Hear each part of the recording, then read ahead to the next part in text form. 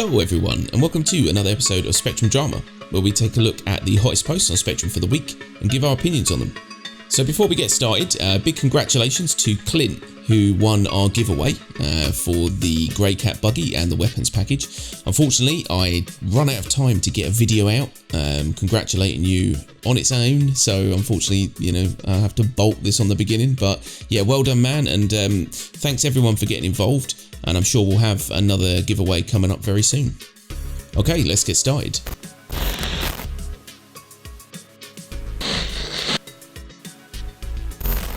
Okay, so first up we've got a post from Pendragon, and it says, in Anvil style.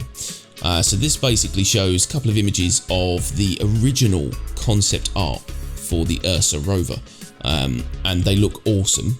And then we get to kind of see what we've got. And I mean, we've always had this kind of a love for the old concepts at Crying Cow. It's our thing, I think, pretty much. We just always seem to prefer the first versions. But that top one looks, obviously it's very basic, but it looks really pointy and mean. But that second one does look cool. I mean, yeah, would you want one? Yeah.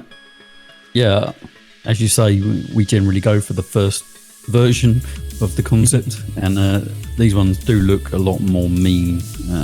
It actually looks like a constellation, just with some wheels on the side of it. Yeah. So it was keeping with the RSI kind of look. So I'm interested to know why they changed it, but I kind of see why as well. The version we've got for the Ursa rover has got a bit better view from the cockpit, the driver's seat, should I say? I guess. I like the original. It would be cool if we did get an Anvil Rover in that kind of style. I could see them changing the middle section to be a bit more like the Anvil Style Guide. But that would actually look really cool. Yeah, definitely. I think they did a really good job with the Ursa we've got now. It's cool looking, and you can kind of see probably why they kind of made it a bit taller, and it's probably a lot more user friendly that way. You don't have to crouch and all that kind of stuff to get in it. Those concepts look meaner. They just look like they look fast as well. You know what I mean? You get that kind of feeling that they're just going to kind of like cane into a combat, and then you're just going to get a bunch of people come out and start shooting in the face. So they're pretty cool. But I think we've always had that though. We've always much preferred the original concepts, and then they kind of toned them down a little bit for the release. So we've had the same thing with the ballista, because there was the Q&A came out recently for the ballista, and some of the concept artwork for the original look of the ballista looks so much cooler. But that's always the way. We just prefer the original concepts. Yeah, just be happy with what we've got, I suppose, for now. But you never know. I mean, this could they could go back to these kind of drawings, and like you said, for the Anvil, we could just see sort of a variation on that, and that would be awesome. Yeah.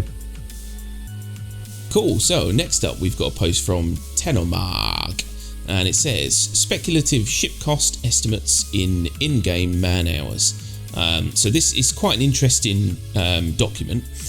So the document linked in the image is a lot more detailed and shows kind of how many man hours it would be to grind for a ship, and they get the current in-game price from the Google document that's also in the drive. So there's quite a lot of stuff there that you can look through. It's interesting. I'm going to also punch my microphone, but I'm also going to be hugely honest here. I don't understand it. It doesn't make sense to me, and I think maybe because I'm working currently on about 3 hours sleep for the past 3 days, but it doesn't make any sense to me. No, it doesn't make any sense to me either. Some of the numbers just don't really add up. No, I don't know where he's getting his income numbers from, but we'll go with it for now. Yeah, I think the problem with it is The image itself is fine. It would be better if that was an actual document that we could open, because it's an image and it's not a very good quality image. So then when you zoom in to try and read some of the smaller print, you can't. It's too crap, basically, to read. So maybe there is something on there that's telling us what we need to know. We just can't see it. But to give you an example, it's cool because it gives you the ship prices. That's always handy. And then if we just assume for a minute that everything on there is accurate, then it is pretty interesting, because it basically means that we get a rough idea of how much effort we're going to have to put in. For example, if you want to get yourself let's say a Avenger Titan, and you're willing to spend all of your income per hour, all of your hourly income, then he's got here that it's going to take 17 hours. Now, I don't understand it, again, because what's the income value?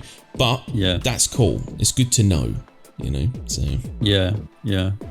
It would be nice if he kind of clarified. I mean, he tries to clarify it, but he's basing it off of a ship that's not even in game yet. So take these numbers with like a whole tub of salt at the moment. But 17 hours to grind out a Titan. Does that sound reasonable? Yeah, I think that's fair. $50 price, real world money. Although, let's face it, most of us would earn that in a couple of hours. So, it's very situational, because if you start off with loads of cash and you can do a cargo run and make, $100,000 per cargo run, you could probably pick this up in a couple of hours. It's very situational. We're not sure where he's got his numbers from, but assuming you were starting off kind of fresh in the universe, and you wanted to grind a ship, then it's kind of interesting to see some of these numbers. Some of the bigger boys on this list, say for example, if you wanted to grind out a 600i, he's got it down as 200 hours of gameplay. That's a big amount. That's a big chunk of your year. Yeah. Yeah, that is quite considerable. He's got some very speculative ones.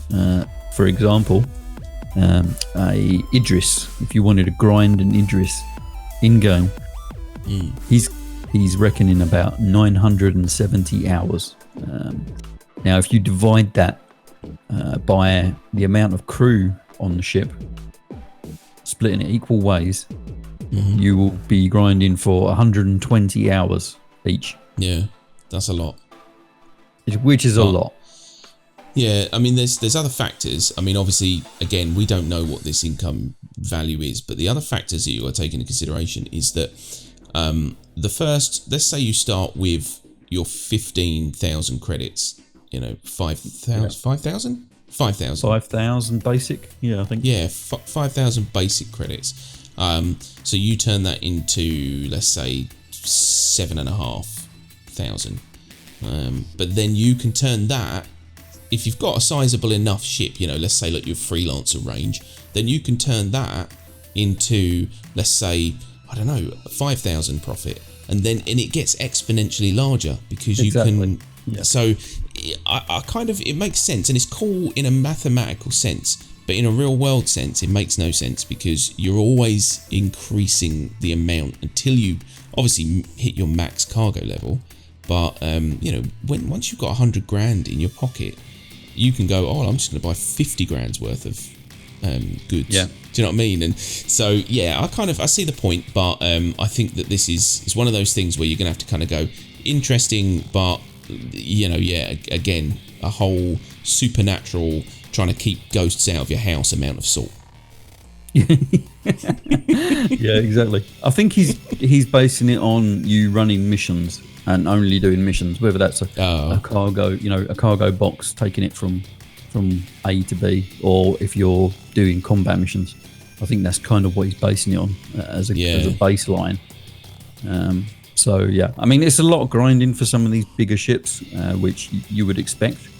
There's going to need to be, a bunch of you doing this to get it in any kind of reasonable time. which is kind of what we expected, I suppose. Yeah, pretty much. It's funny, actually. I was just rereading the post, and it's got here that the maximum income in UEC per hour is then the price of a Taurus divided by 50. So that was what you were saying earlier. I missed that bit completely. Yeah, so I think what I'd like, actually, is anyone watching this, if you could dissect this form and this post, and then just treat me like an idiot, and tell me what it means. I'm just too tired to figure it out right now, and that would be really helpful. Okay, so next up we've got a post from Nev, and it says, flying in Star Citizen doesn't feel like 2949. Now this is a big post, so obviously give it a read, but the general gist of it is, we're in the year 2949, so, the idea that, things kind of progress in leaps and bounds when it comes to technology. So the fact that we're still using kind of like this, what he calls the Second World War design approach to flying spaceships doesn't really make sense. And you can see it in certain aspects of the game in the way that the ships handle, and it's an unusual thing to be trying to make flight more complicated. And I know they're doing it for a challenging game, but they're making it more complicated when reality would be ships would be much easier to fly because we have vastly complicated AI and all this other stuff. So, I think that's kind of a very, very generalized look at this post. Do you think that's fair? Do you think that's a fair breakdown? Yeah, pretty much. That's basically what he's getting at, and he's got a point. But there's a big but in this. The original. Oh, I like big butts. The original kind of design brief for the game when it was pitched was, Chris Roberts' love of Star Wars and the way combat works in that. So it was always going to be a kind of World War II in space kind of simulator. Yeah, dogfight. That's what they were going for, and that's what they're making. So I completely agree with his post. You are correct, mate. Flying in the game does feel like we're regressing rather than progressing, but that is what they were going for, and that's what we got. Yeah. I think if anything, what we had, which would be more like spaceflight, where flying is not a complicated thing. Everything else in life is complicated because you're in space. So the art of getting from A to B should be simple. That's why they've got all this cruise control. And most spaceships in modern films are kind of like take me to the blah, blah, blah, blah system, and then it just takes you there. But what we're getting here is basically the foundation of flying was this simple version, and like you said, now we're chiseling it away until we get what Chris Roberts wanted in the first place, and we all knew that. We all did know that that's the overall aim was to have essentially World War II dogfighting in space, which is Star Wars. So it's annoying in a way because there are times when you really do, like he's put in here about the hover mode, where sometimes you do feel like you're fighting against your ship, which is daft. That should never be a thing. Once you know how a hover mode works, it should never catch you off guard, but it does. And again, we're in early days, so what can you do? But things like that will get tweaked and they will get better. I just hope that they don't overly complicate it to the point where flying becomes a chore, because then that will just ruin it. It would be good to have a nice kind of balance in the middle, so we get that kind of cool dogfighting, but at the same time it feels kind of futuristic, and what you would imagine it would be like in that kind of futuristic year. It'd be good to get a nice balance, and I really hope they get there eventually. Yeah, they will. I mean, do you know what? The one thing I will say is when we come onto this game, more often than not, we don't get to do the things we want to do. And let's face it, that's because, as you will have heard from our recent review, we've had some problems. But you cannot deny how amazing this game is, because we can still stay on it for 2 hours just flying around in ships. So they've done something right, you know. Yeah. Even if the flight model at the minute people aren't 100% happy with, and hover mode can be an absolute bastard, it's still amazing, you know. And I love getting into my freelancer. I love just flying around, you know, and silly little things like just landing on a station. Just, it feels awesome. So yeah, I don't think there's much they could do really that would break the flying in this game, because even when it was at its most broken, I still loved doing it. So yeah, I think we're on the right path. Cool. So last up, we've got a post from Delta Lima, and it says new rest and relaxation charts. So these are basically updated versions of what most of us have seen before, which are basically the charts for all the current legal landing zones and stations, and it just kind of shows you what you can do on them, where you can land, just an informational pack kind of thing, really. And they are awesome. And I think I said earlier that I'm sure. Do you reckon this is the same person that handed in that huge ring binder of information to Star Citizen Live or whatever it was, like a few months ago? Yeah, I think it is the same guy. The format looks very similar. Yeah. It's really good. You know, it tells you if you can refuel or rearm there. It shows you where the hangars are, where the landing pads are. It's got other kind of random information there as well. Sizes, I think. How much gravity is on there.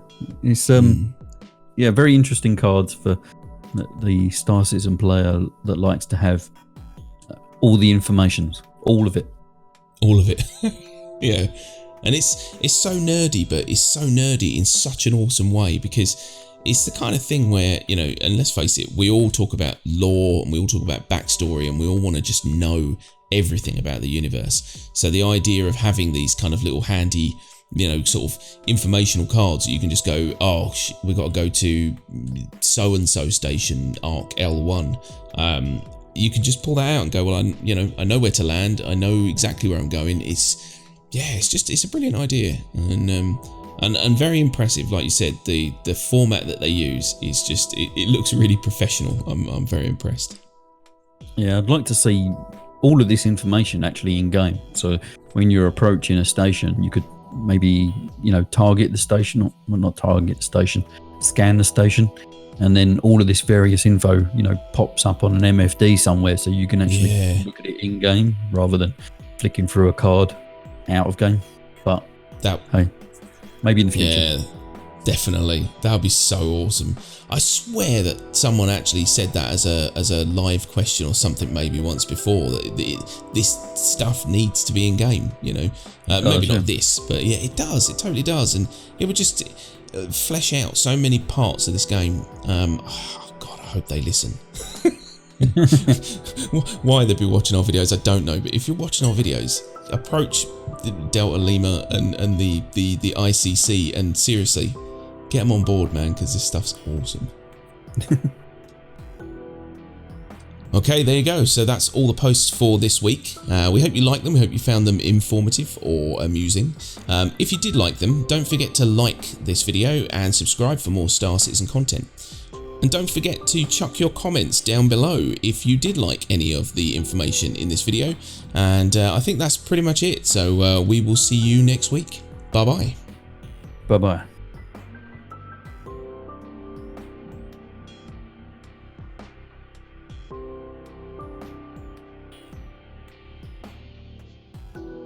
I am a lantern.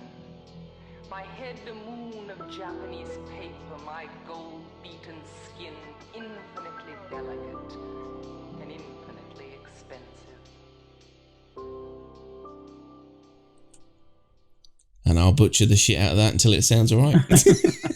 And definitely let us know in the comments what you thought of these posts and any ideas that you had. What? Don't tell us all your ideas. We don't give a fuck. Oh, Jesus. Where was I?